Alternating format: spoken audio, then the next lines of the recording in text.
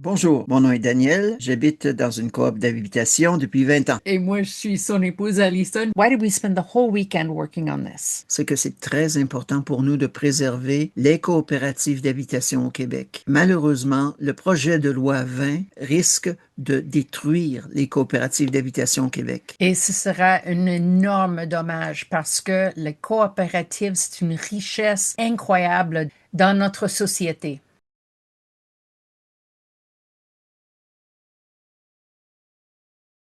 Dans une coop, les membres ont trois rôles. Celui de locataire, un rôle passif. Celui de membre, qui est un rôle actif. Et celui de propriétaire, un rôle actif aussi. Les deux éléments les plus importants lors d'une sélection sont les compétences de la personne comparées aux besoins immédiats de la coop et la probabilité que la personne fera un membre engagé.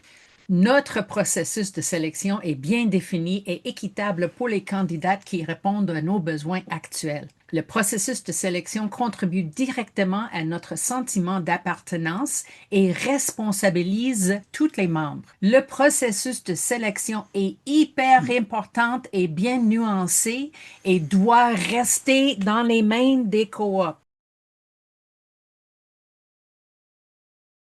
Une coopérative d'habitation n'est pas un organisme charitable. Faire fonctionner une coop année après année demande énormément de ressources de la communauté des membres.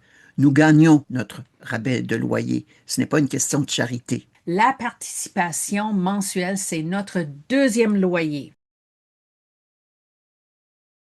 La loi 25 est la protection des renseignements personnels. Ça fait des années que notre comité de sélection gère les candidatures avec prudence, bien avant la loi 25, et nous sommes tout à fait compétents pour nous adapter aux nouvelles obligations de la loi. La ministre Proulx a dit que dans notre coop, nous employons un barème de taux d'occupation afin de remplir les logements efficacement. Nous félicitons le gouvernement du Québec de s'occuper de la question des effets de la crise du logement. Deux stratégies seraient d'aider à la fondation de plus de coopératives d'habitation et de s'assurer que les associations de soutien telles que la FHCQ et la CQCH continuent à fournir l'éducation et le soutien aux coopératives.